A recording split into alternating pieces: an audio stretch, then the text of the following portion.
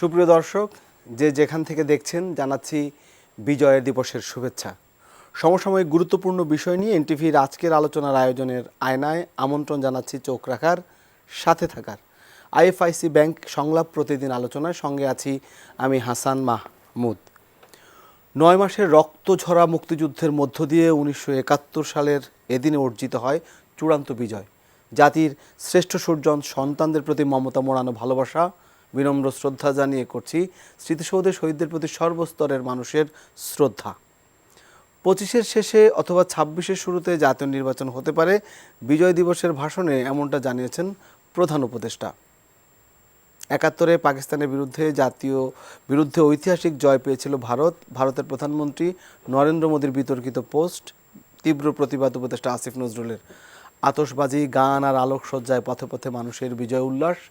নাগরিক ঐক্য এবং বৈষম্য বিরোধী জাতীয় নাগরিক কমিটি এবং বৈষম্য বিরোধী ছাত্র আন্দোলনের বর্ণাঢ্য শোভাযাত্রা।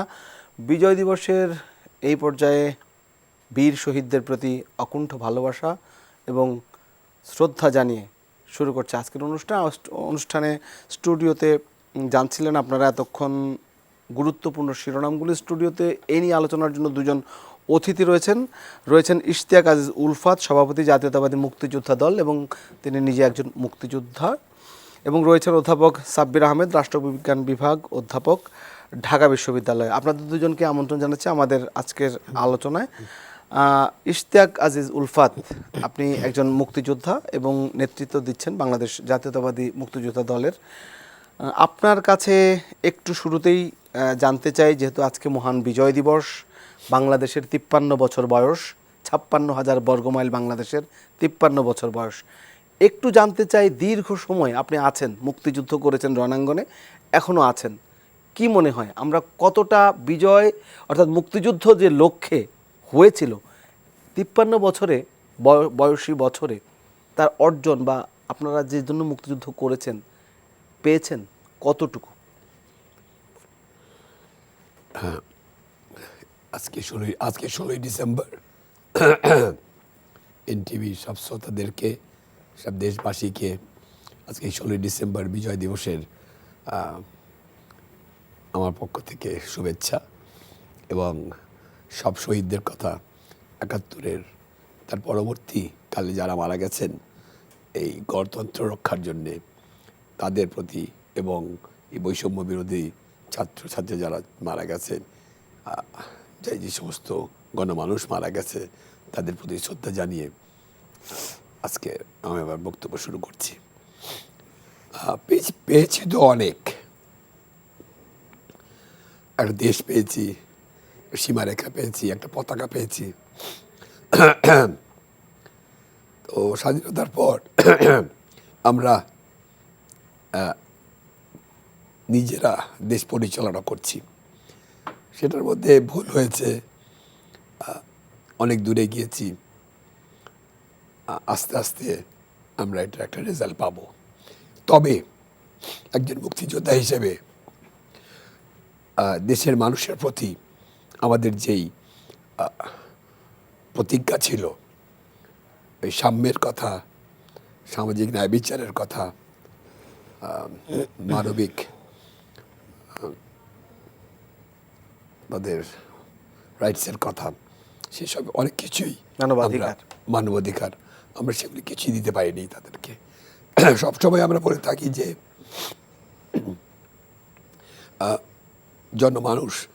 জনসাধারণ মানুষই হচ্ছে সব শক্তির মূল, কিন্তু এখানে নির্বাচনের সময় বলি, তারপরেই আমরা সেটা ভুলে যাই। জনগণই সকল ক্ষমতার উৎস, জনগণই সকল ক্ষমতার উৎস, সে তারপরে আমরা কিছুদিন পরে ভুলে যাই। আমরা নির্বাচন হয়, তাদেরকে ব্যবহার করি, তাদের ভোটটা নিই, তারপরে ভুলে যাই। তো একটা ক্লিনজিং মেথড, আমার গলা বসে গেছে, দুঃখিত, ঠান্ডা জি, একটা ক্লিনজিং মেথডের মাধ্যমে গিয়ে নির্বাচনের পর নির্বাচন করে একটা জায়গায় দেশ পৌঁছায়। তা আমাদের দেশে আমরা স্বাধীন হয়ে গেল দেশ, হঠাৎ করে স্বাধীনতা, ভারত আর আওয়ামী লীগ তখনকার যাদেরকে আমরা দায়িত্ব দিয়েছিলাম মুক্তিযুদ্ধ পরিচালনা করবার, তারা 3 ডিসেম্বর 1971 যুদ্ধ ঘোষণা করে দিল। যুদ্ধ খুব তাড়াতাড়ি শেষ হয়ে গেল। আমরা যদি আর একটা বর্ষা পেতাম, আর একটা বছর পেতাম, আমরাই নিজেদের দেশ স্বাধীন করতে পারতাম, ভারতের সাহায্য লাগতো না। তাই আজকের এই যে কন্ট্রোভার্সি, যেটা নিয়ে আপনি আমাকে প্রশ্ন করবেন পরে মোদির ব্যাপারে, সেই সমস্ত কিছু আসতো না। তো আমরা 10 তারিখে 10ই জানুয়ারি 72 আমরা শেখ মুজিবুর রহমানের কাছে সব ক্ষমতা দিয়ে দিলাম দেশ পরিচালনা করবার। খুব তাড়াতাড়ি আমরা রিয়েলাইজ করলাম যে এটা মস্ত বড় ভুল। এটা অ্যাকচুয়ালি রাজনৈতিক কারণে দেশ স্বাধীন হয় নাই, একটা মুক্তিযুদ্ধের মাধ্যমে দেশ স্বাধীন হয়েছে। কাজে একটা রিভলিউশনারি গভর্নমেন্ট করা উচিত ছিল। টোটালি পলিটিক্যাল গভর্নমেন্ট করাতে মুক্তিযোদ্ধারা এবং আমরা যাদের নেতৃত্বে মুক্তিযুদ্ধ করেছিলাম, আর্মি অফিসাররা, আর্মি, তাদেরকে ক্যান্টনমেন্টে সরিয়ে দেওয়া হলো। আর ওনারা 3 বছরেই দেশটা যেমন এমন জায়গায় নিয়ে গেলেন, বাকশালে নিয়ে গেলেন। কাজে যা হবার তাই হলো। অর্থাৎ যে লক্ষ্য বা উদ্দেশ্য নিয়ে মুক্তিযুদ্ধ সাধিত হয়েছে সেটা 3 বছরের মাথায় আপনি বলছেন ডিরেইল হয়ে গেল। তো তারপরে একটা সুযোগ এসেছিল 3 বছরের মধ্যেই, সেটাও শেষ হয়ে গেল। তারপরে এই Ershad regime was a very dangerous regime. সে বাংলাদেশের সব এই সামাজিক ব্যবস্থা সব কিছু পরিবর্তন এনে দিল। উনি বলতেন, একটা কথা ছিল তখন, ও ঘুষ খায় না। কত টাকা ঘুষ খায় না, কত খায় না, আমি সেটা জানতে চাই। He destroyed basically at that time he started the change in negative direction of all the institutions. তারপরে হাসিনা গত 16 বছরে যা করলো, এটা তো একটা সভ্য দেশের কেউ করতে পারে না, করে না। জি। আজকে এখানে পৌঁছেছি। এই 16 বছর বিএনপি এবং অন্যেরা অপোজিশন ফোর্সেস একটা দৌড়ের উপরে থাকলো। হত্যা, খুন, গুম, অত্যাচার, দখল, এই সব কিছু, এবং সারা সমাজকে দূষিত করে দিল। Everybody kind of participated in it. আর যদি না পার্টিসিপেট করেন তাহলেই ইউ আর এ ট্রেটার। আপনি এটার জন্য আপনাদের জি। শাস্তি হবে। আমরা বর্তমান প্রেক্ষাপটে আসবো, আপনার কাছে আরও জানবো। এই বর্তমান প্রেক্ষাপটটা আসবো বলে আমরা এরপরে জনাব সাব্বির। আমাদের দেশে একটা প্রচলন আছে, বছরের প্রথমে একটা বাচ্চাদের জন্য একটা বড় অ্যামাউন্ট লাগে। ঠিক করলাম যে আমরা একটা ডিপিএস খুলি, এবং বিকাশে এটা খোলার কারণ হচ্ছে কি, বেশি হ্যাজেল নাই, বাসায় বসেই সব করা যাচ্ছে। আমি যে টাকাটা তুলছি, হ্যাঁ, সেক্ষেত্রেও দেখা গেছে যে আমার ওরা কোনো চার্জ নেয়নি। বিকাশ অ্যাপে ডিপিএস, টাকা জমায় সারা দেশ।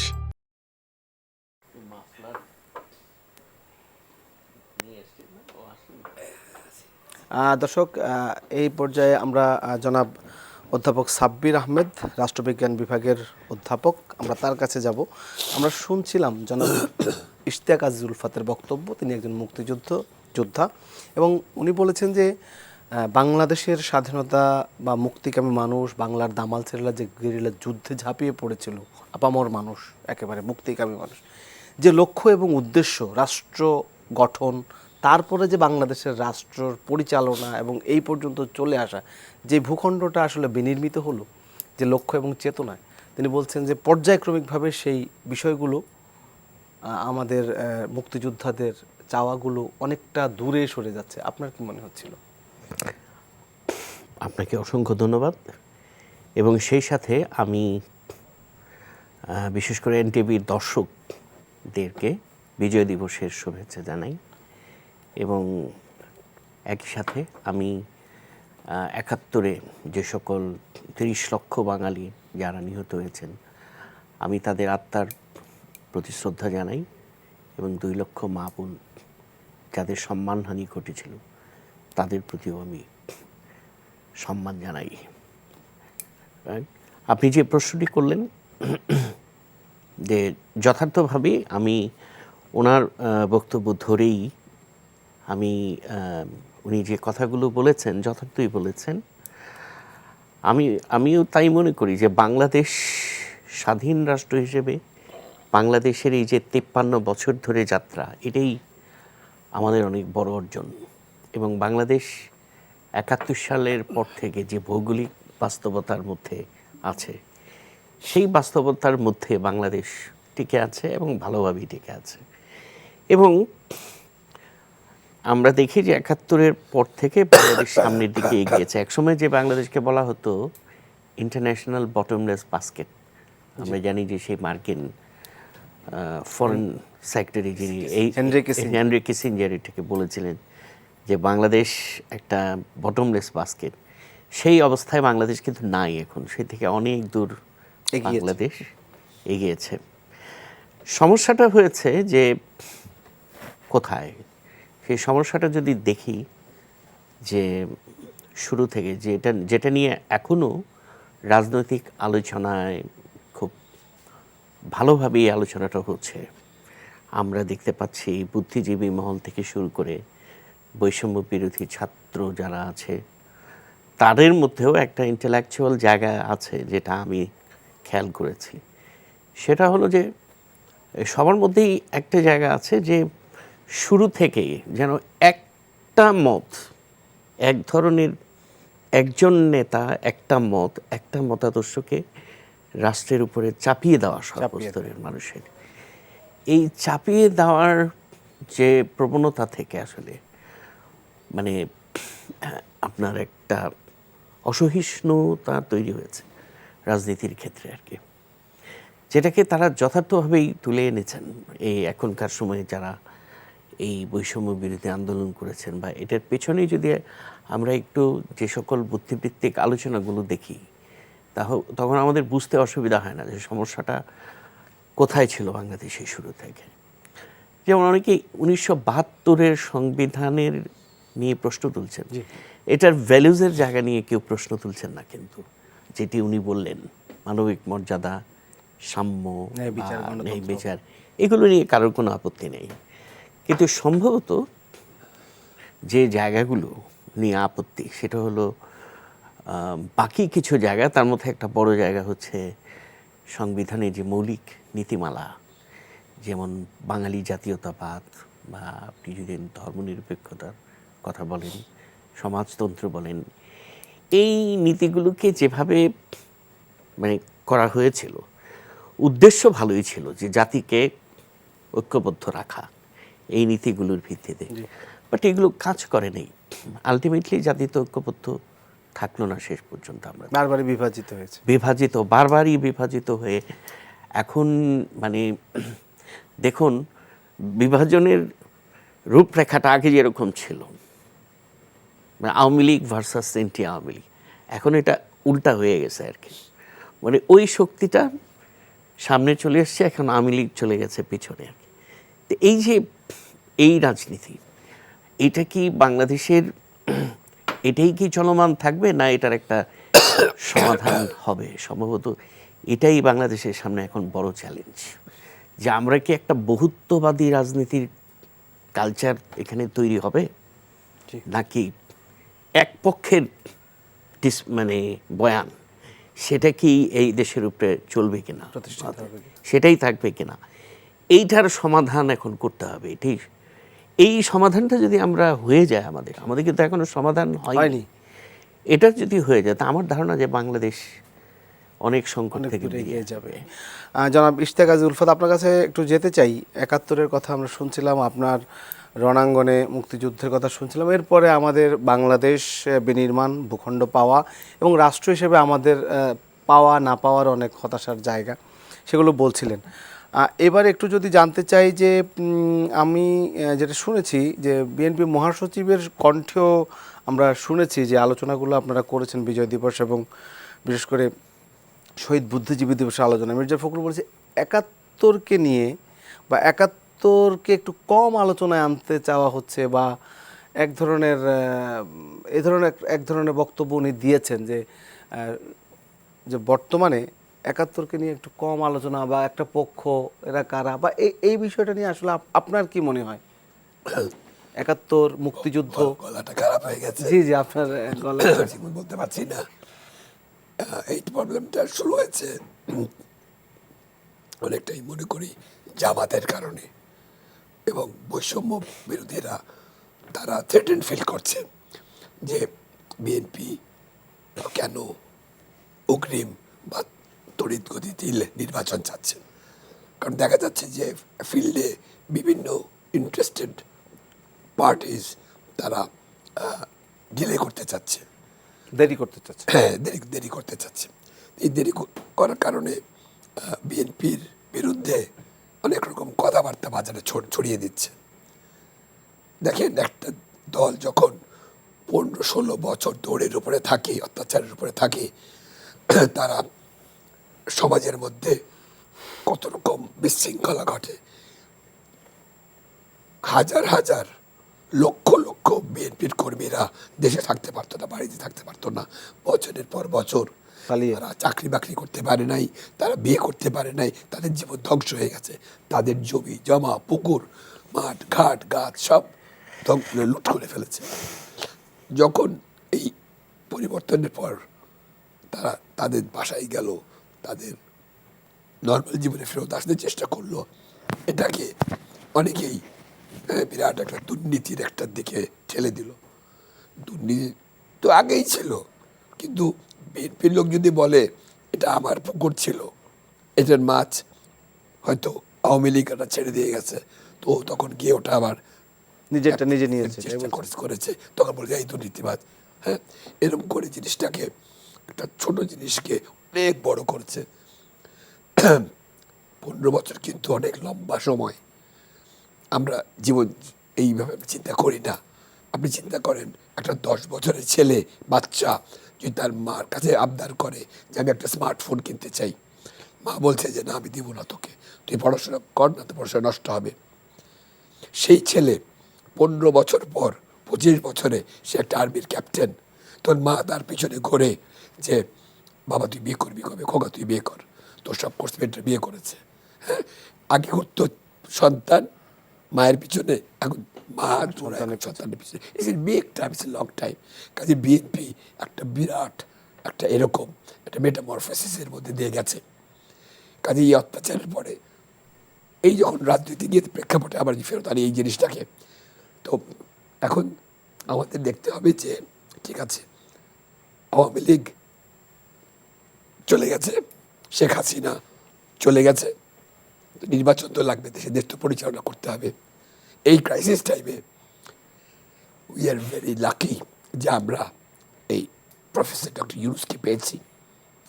উনি যেটা হাতটা ধরেছেন, ওনার যে সারা পৃথিবীতে ওনার যে গ্রহণযোগ্যতা, ওনার যে কানেকশনস, হ্যাঁ, সেটা কি ভীষণভাবে সাহায্য করছে এবং করবে সামনের দিনেও। তো উনি মোটেও কোনো রাজনৈতিক ইচ্ছা বিলাস তার নাই। উনি একটা দায়িত্ব আল্লাহ তাআলা তার উপরে দিয়েছে, কিছু সংস্কার দরকার। যে সমস্ত সব ইনস্টিটিউশনস হাসিনা নষ্ট করে দিয়ে গেছে। একটা চিফ জাস্টিসকে লাথি মেরে তাকে পিস্তল ধরে, হ্যাঁ, তাকে দেশ থেকে বের করে দিয়েছি আমরা।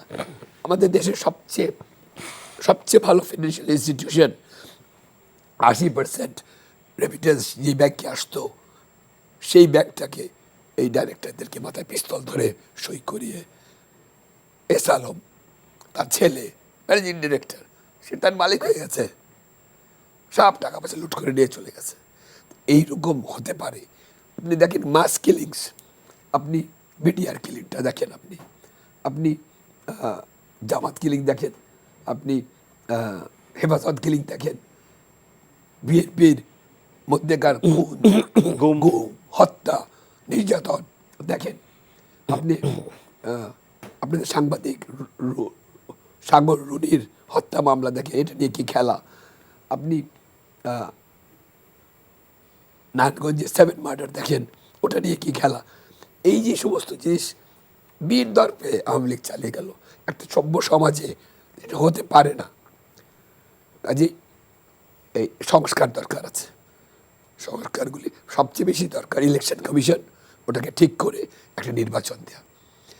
মানুষ আপনাদের মতো লোকেরা যারা পরবর্তী 3বার আপনারা ভোট দিতে পারেন নাই, ভোটের জন্য 71 যুদ্ধ হয়েছে, সেটার মাধ্যমে আমরা দেশ পেয়েছি, মহান মুক্তিযুদ্ধ।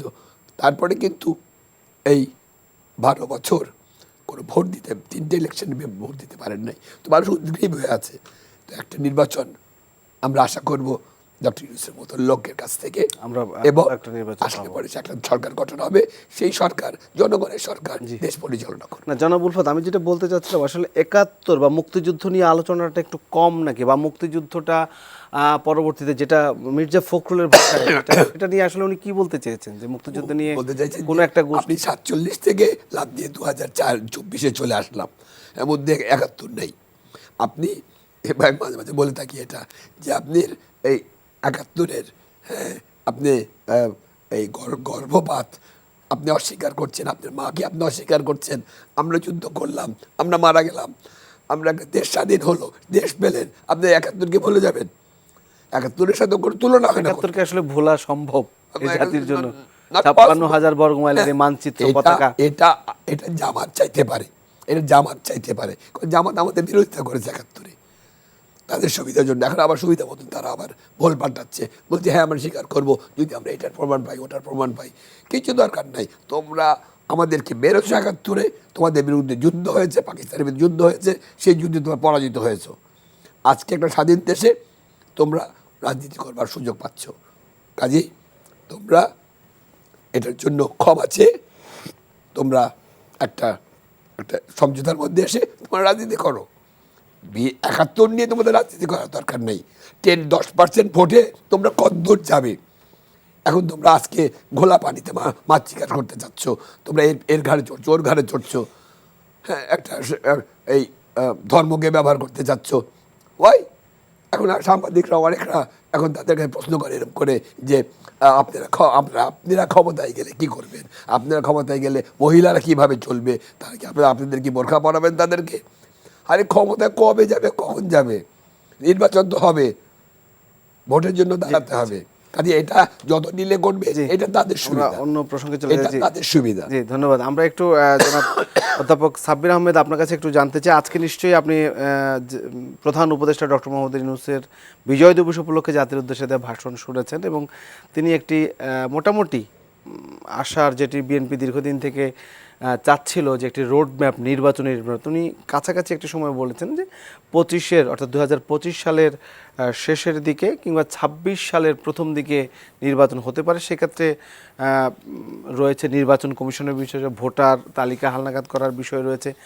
এই সময়ে আরও কিছু সংস্কারেরও কথা বলেছেন।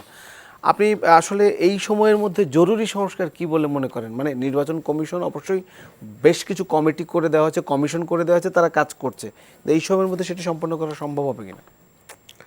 না, আপনাকে ধন্যবাদ। আমি যেটা মনে করি যে কথাটা তিনি বলেছেন, এটার ইন্ডিকেশনটা আমরা আগেই পেয়েছি, বিশেষ করে মানে ব্রিগেডিয়ার সাখাওয়াত দেশের বাইরে মোটামুটি অবশ্য তিনি বলেছিলেন 26-এর জুনের কথা বলেছিলেন, কিন্তু আমরা ওয়াহিদুদ্দিন মাহমুদ স্যারের কথা প্লাস ডক্টর আসিফ নজরুল এবং বিভিন্ন সময়ে অনেক খুব সম্ভবত জেনারেল ওয়াকারের এই ধরনের একটা সেনাপ্রধান বক্তব্য ছিল, এই টাইমটাই তারা বলেছেন কাছাকাছি। সুতরাং আমারও মনে হয় যে এইটাই হবে আর কি, আইদার 25-এর শেষে অথবা 26-এর শুরুতে। এখন দ্বিতীয় যে প্রশ্নটা আপনি বললেন যে মানে সংস্কার নিয়ে যে কথাটা বললেন, আমার মানে আপনি যাই করেন, যে সংস্কারের যতটুকু আপনি সংস্কারের জন্য প্রস্তুত করেন, এটার জন্য একটা নির্বাচিত সরকার এবং একটা নির্বাচিত পার্লামেন্ট লাগবেই। মানে এখন আপনি যেটা করবেন সেটা হলো অর্ডিন্যান্সের মাধ্যমেই আপনাকে করতে হবে, প্রেসিডেন্সিয়াল অর্ডিন্যান্স যেটা আর কি, কিন্তু আলটিমেটলি অনুমোদনটা তো দিবে নির্বাচিত সরকার, ঠিক আছে?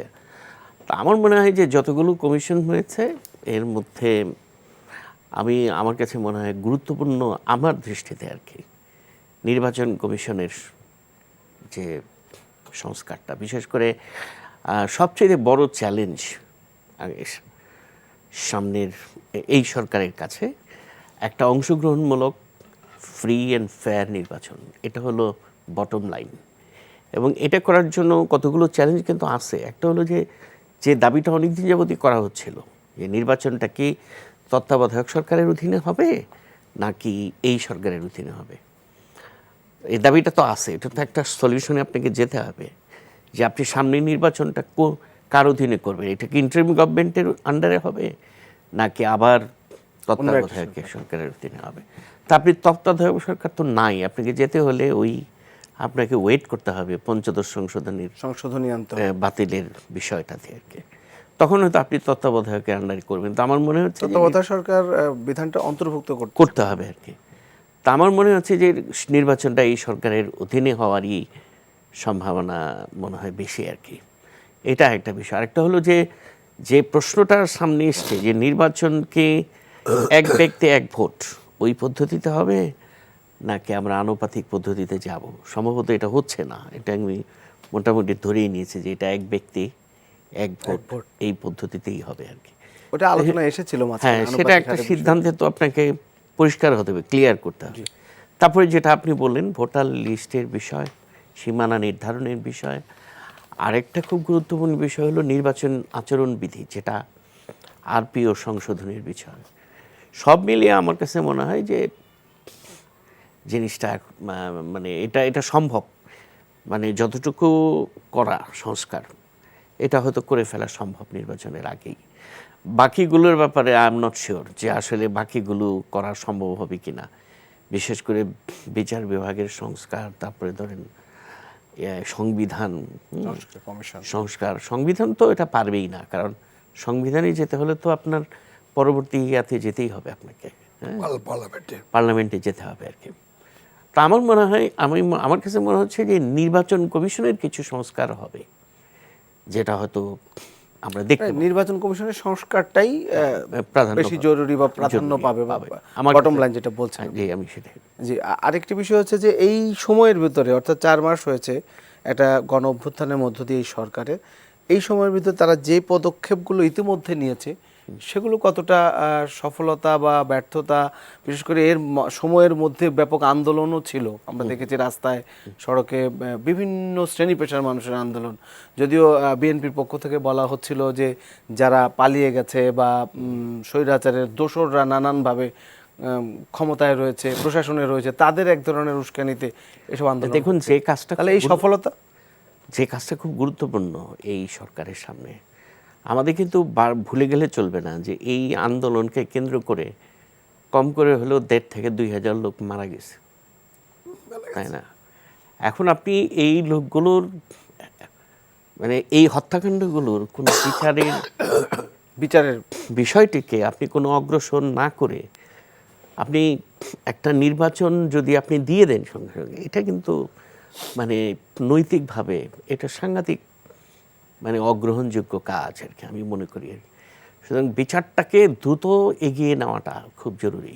জুলাই হত্যাকাণ্ডের বিচারটা, হ্যাঁ, একদম প্রথম তালিকায় রাখার কথা। হ্যাঁ, আমি সেটাই আমি মনে করি। এবং যারা এই হত্যাকাণ্ডে নিহত হয়েছে এই পরিবারগুলোকে সাহায্য সহায়তা করাটা, এটা আমার মনে হয় যে এই সরকারের মানে নৈতিক এজেন্ডার মধ্যে 1 নম্বর এজেন্ডা।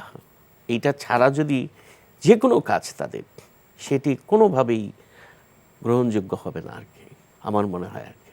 তাহলে এটাকে প্রাধান্য আমি দেওয়া মনে উচিত। করি যে এটাই প্রাধান্য দেওয়া উচিত। আমি একটু ইশতিয়াক আজিজ উলফাত আপনার কাছে একটু যেতে চাই। 71 আমাদের চূড়ান্ত বিজয়, অর্থাৎ পাকিস্তানি হানাদার বাহিনী বা পাকিস্তানের মাধ্যমে আমরা শোষিত, নিপীড়িত, নির্যাতিত ছিলাম। 71 সালে আমরা চূড়ান্ত বিজয় অর্জন করলাম। তাহলে দীর্ঘ সময় পরে আবার 24 হতে হলো কেন আমাদের? মানে আরেকটা 24 কেন দেখতে হলো? 71 তো একটা আমরা পেয়েছি, যেহেতু আমাদের স্বাধীন রাষ্ট্র কাঠামো, ভূখণ্ড, মানচিত্র, পতাকা সবই পেয়েছি, আমরা যেটা চেয়েছিলাম দামাল ছেলেরা। কিন্তু আমাদেরকে এই ব্যবধানে 53 বছরের ব্যবধানে একটা 24 কেন দেখতে হলো?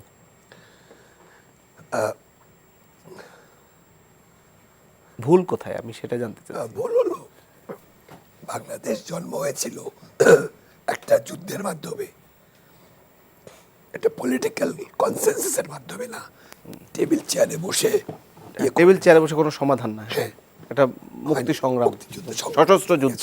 অথচ স্বাধীনতার পরে একটা রিভলিউশনারি গভর্নমেন্ট করা উচিত ছিল, যেটা হয়নি। আমরা বিশ্বাস করে আমরা ক্ষমতা দিয়ে দিয়েছিলাম শেখ মুজিবুর রহমানের হাতে। খুব তাড়াতাড়ি রিয়েলাইজ করলাম যে এটা ভুল হয়েছে, এবং 3 বছরের মধ্যে আমরা বাকশাল পেলাম এবং যা হওয়ার হলো। তারপরে একটা সুযোগ ছিল শহীদ প্রেসিডেন্ট জিয়াউর রহমানের এই ইন্তেকালের মাধ্যমে, তার শাহাদাত বরণের মাধ্যমে সেই সুযোগটাও গেল। তারপরে it was a free opportunity for every Tom, Dick and Harry to collect on the loot and join the looting of Bangladesh. লুট এরশাদ যেখানে রেখে গেছিল, সেটা 91 থেকে যেই সরকারটা এসেছিল বিএনপির, একটা সুন্দর নির্বাচনের মাধ্যমে এবং সুন্দরভাবে পরিচালিত হয়েছিল, কিন্তু সব কিছু ধ্বংস করে দিল শেখ হাসিনা। এই একনায়কতন্ত্র, এই স্বৈরাচারী একটা ভীষণ কঠিন দিকে নিয়ে গেল দেশটাকে। নিয়ে একনায়কতন্ত্র, আপনি চিন্তা করে দেখেন, কিন্তু তারা তো আসলে মুক্তিযুদ্ধের চেতনার পক্ষের দলই বলতো নিজেদেরকে, মুক্তিযুদ্ধের চেতনার। তারা মুক্তিযুদ্ধ করে নাই, তাদের মধ্যে কোনো মুক্তিযুদ্ধের চেতনা ছিল না। তারা আমরা তাদের যে আয়োজন, প্রোগ্রাম, আলোচনার বা তাদের যে মটো, তাদের যে লক্ষ্য, ওই কারণেই এই বৈষম্য, ওই কারণেই এই সংঘাত সবকিছু। কারণ তারা মুক্তিযুদ্ধ করে নাই, তারা এই দেশের স্বাধীনতা চায় নাই, তারা তাদের মধ্যে কোনো রকম প্ল্যান ছিল না। 25শে রাত্রের হত্যার পর বাংলাদেশের মানুষ সব পালালো, এই হিন্দু সম্প্রদায়ের উপর অত্যাচার হলো, তারা দেশ ছেড়ে গেল। কিন্তু তেলিয়াপাড়ায় চা বাগানে যেই মিটিংটা হলো আর্মি অফিসারদের, সেখান থেকে একটা মুক্তিযুদ্ধের একটা ধারণা দেওয়া হলো। সেই ধারণার প্রেক্ষিতে মুক্তিযুদ্ধ হলো, দেশ স্বাধীন হলো। এবং ততদিনে ভারত বুঝতে পেরেছে, আওয়ামী লীগও বুঝতে পেরেছে, যদি বেশি দিন কন্টিনিউ করে তাহলে তারা আর তাদের ওইভাবে রাজত্ব কায়েম করতে পারবে না। সেই জন্য হঠাৎ করে জয়েন করে মুক্তিযুদ্ধটা শেষ করে দিল। দিয়ে 16 তারিখের আজকের বিজয় দিনের একটা ড্রামা, একটা নাটক করলো রেস কোর্সের ময়দানে। ওই এমএজি ওসমানী সাহেবকে সিলেটে পাঠিয়ে দিয়ে এটসেট্রা এটসেট্রা। তারপর থেকে কয়েক বছর গেল, কিন্তু এই শেখ হাসিনা এই একনায়কতন্ত্র কায়েম করতে গিয়ে কি ভয়ঙ্কর, যে মৌলানা আব্দুল হামিদ খান ভাসানী, শের বাংলা একে ফজলুল হক, সলিমুল্লাহ, এদের সবার নাম পাঠ্যপুস্তক থেকে সরিয়ে দিয়ে একমাত্র শেখ মুজিবের, এখনকার যারা ইয়াং ছাত্র, যারা ছোট, তারা মুক্তিযুদ্ধ সম্বন্ধে কিছু জানে না, খুব একটা মিথ্যা। আওয়ামী লীগ একটা, এখন তারা মাঠে নেই দিকে বলতে পারছি, আমি মাঠে থাকতেও বলেছি যে এক মিথ্যার উপরে একটার পর একটা চাপিয়ে দিয়ে এই শেখ মুজিবুর রহমান স্বাধীনতা ডিক্লেয়ার করে নাই, জিয়াউর রহমান ডিক্লেয়ার করেছে। সেই জিয়াউর রহমান সেটা অস্বীকার করে জিয়াউর রহমানকে পাকিস্তানের চর বানিয়েছে, পাকিস্তানের চর বানিয়েছে। এই সমস্ত করতে করতে করতে মুক্তিযুদ্ধটা না করে, মুক্তিযুদ্ধটাকে হাইজ্যাক করে, মুক্তিযুদ্ধের একমাত্র ধারক বাহক হয়ে তারা এই 53 বছর কাটিয়েছে। এখন সেই গল্প শেষ, সেই কিচ্ছা শেষ। এখন নতুন করে আমাদের সেই 71-এর পরের এই একটা যে সিচুয়েশন দাঁড়িয়েছে, thanks to 24 and thanks to this বৈষম্য বিরোধী ছাত্র আন্দোলনে এবং ডক্টর ইউনূস, উনি যদি হাল না ধরতেন এই সময়টা, এই ক্রাইসিস সময়টা পার করতে, আর কেউ পারতো না, আর কেউ পারতো না। কাজেই আমরা একটু ধৈর্য ধরে তাকে সময়টা, সামঞ্জস্য খুঁজে পান না 71-24, কোন সামঞ্জস্য খুঁজে পান নাকি 71-24? অনেকে বলছে দ্বিতীয় মুক্তিযুদ্ধ, আসলে কি এটা ওরকম? মুক্তিযুদ্ধ একটা বিপ্লব, দ্বিতীয় স্বাধীনতা আর কি, না না, দ্বিতীয় স্বাধীনতা, দ্বিতীয় বিপ্লব, দ্বিতীয় গণঅভ্যুত্থান, দ্বিতীয় না, একটা গণঅভ্যুত্থান, যেটার মাধ্যমে আমরা গণতন্ত্রকে মুক্ত করেছি, গণতন্ত্র ফেরত পাচ্ছি আমরা। 71-এর স্বাধীনতা হলো মুক্তিযুদ্ধ, গণতন্ত্রের জন্য, সার্বভৌমত্বের জন্য, একটা দেশের জন্য, ভূখণ্ডের জন্য, একটা ভূখণ্ডের জন্য। ওটা আর হবে না, ওটার সাথে স্বাধীনতার জন্য, স্বাধীনতায় এখন আর অনেকবার যুদ্ধ হতে পারে গণতন্ত্রের মুক্তির জন্য। এটা ওই গণতন্ত্রের মুক্তির জন্য, গণতন্ত্রের মুক্তির জন্য। কাজে ওরা মুক্তিযোদ্ধা, গণতন্ত্রের জন্য মুক্তিযোদ্ধা। এবং আমরা যুদ্ধ করেছিলাম অস্ত্র হাতে, ওরা যুদ্ধ করেছে অস্ত্র ছাড়া, বুক পেতে দিয়ে। কাজেই আমার তাদের প্রতি সশ্রদ্ধ সালাম, স্যালুট। আর আজকে আমরা যে মুক্ত ইয়েটা পেয়েছি, সেটার জন্য তাদেরকে ধন্যবাদ। এখন একটা ঐক্যের মাধ্যমে, একটা আন্ডারস্ট্যান্ডিংয়ের মাধ্যমে সবাই একসাথে একটা নতুন দেশ, নতুন পরিস্থিতি দেখে আমরা এগিয়ে যাচ্ছি, এবং সেটা একটা খুবই পজিটিভ আমি এটার মধ্যে থেকে অনেক কিছু ভালো বেরিয়ে আসবে আমি আশা করি। কিন্তু আপনি একটা কথা বলছিলেন যে ইতিহাসে আসলে যার যার জায়গা দেয়া উচিত, এটা আপনাদের দলের নেতারাও বলছেন, অর্থাৎ ইতিহাসে যার যার প্রাপ্য। আপনি বলছেন যে আমরা সবসময় ইতিহাসটা দিতে বিকৃত হয়ে যাচ্ছে, হয়ে গেছে। সবসময় দিতে চেষ্টা করেছি আমরা। শেখ মুজিবুর রহমানের জায়গা, শহীদ জিয়াউর রহমানের জায়গা কম্প্রোমাইজ করে নাই, ভাসানীর জায়গা, তারা কোনো সময় কম্প্রোমাইজ করে নাই। তারা, আমরা চেয়েছি যে ঠিক আছে উনি দেশের স্থপতি হোক, হ্যাঁ, দেশের জনক হওয়ার দরকার বঙ্গবন্ধু নাই। শেখ মুজিবুর রহমানের কথা বলছি, হ্যাঁ। বা শহীদ প্রেসিডেন্ট জিয়াউর রহমানের যে কথা ওনার বলছি, ছবিটা উপরে থাকুক, মাওলানা ভাসানীর কথা হ্যাঁ, বলছি। জি জি জি, এই সমস্ত কিছুর সাথেই তারা কম্প্রোমাইজ করতে রাজি না। একমাত্র মুক্তিযুদ্ধের ধারক বাহক তারাই হবে, এই দেশ পরিচালনা তাদের করারই একমাত্র রাইট, এটা হতে পারে না। কাজে যা হওয়ার তাই হয়েছে। তো পরবর্তীতে এগুলো পরিবর্তন, আপনারা তো সামনে যদি হ্যাঁ। কখনো দেখা যায় যে বাংলাদেশের সেই অবস্থা আসলো, সেই জায়গাগুলো আপনারা দেবেন কিনা, আমি সেটা বলছি। অফকোর্স আপনি সামনের দিনে এখন আর রেখে ঢেকে দেখার কিছু নেই, মিথ্যার কিছু জায়গা নেই, কোনো জায়গা নেই। এখন সবকিছু স্পষ্ট হয়ে গেছে। দিবালোকের মতো হ্যাঁ, স্পষ্ট। আমরা ৭১ মরতে বলবেন শিখেছিলাম, 2024-এ এখনকার প্রজন্ম মরতে শিখেছে। আমরা আমাদের দেশের এই স্বাধীনতা সার্বভৌমত্ব সামনের দিনে অটুট রাখবো। নির্বাচন হবে, একটার পর একটা ক্লিনজিং মেটার হবে, একদিনেই সব কিছু পরিষ্কার হয়ে যাবে না। 2-3টে ইলেকশনের নির্বাচনের পর একটা সুন্দর স্বচ্ছ দেশ আমরা পাবো, যেটা আমরা ৭১ চেয়েছিলাম। হ্যাঁ জি, ধন্যবাদ। আমি জনাব অধ্যাপক সাব্বির আহমেদ, আপনার কাছে একটা বিষয়ে, আমরা অনুষ্ঠানের প্রায় শেষের দিকে বিষয়ে একটু দৃষ্টি আকর্ষণ করছি, যেহেতু বিজয় দিবস, সেই জন্যই আলোচনাটা আনছি। ৭১-এ পাকিস্তানের বিরুদ্ধে ঐতিহাসিক জয় পেয়েছিল ভারত। আসলে ৭১-এর এই দিনে ভারত জয় পেয়েছিল পাকিস্তানের বিরুদ্ধে, এমনটা আমার বক্তব্য না, এটা বলেছেন ভারতের প্রধানমন্ত্রী নরেন্দ্র মোদী। তিনি একটি করেছেন টুইট, এবং তার প্রতিবাদ জানিয়েছেন আমাদের উপদেষ্টা জনাব ডক্টর আসিফ নজরুল।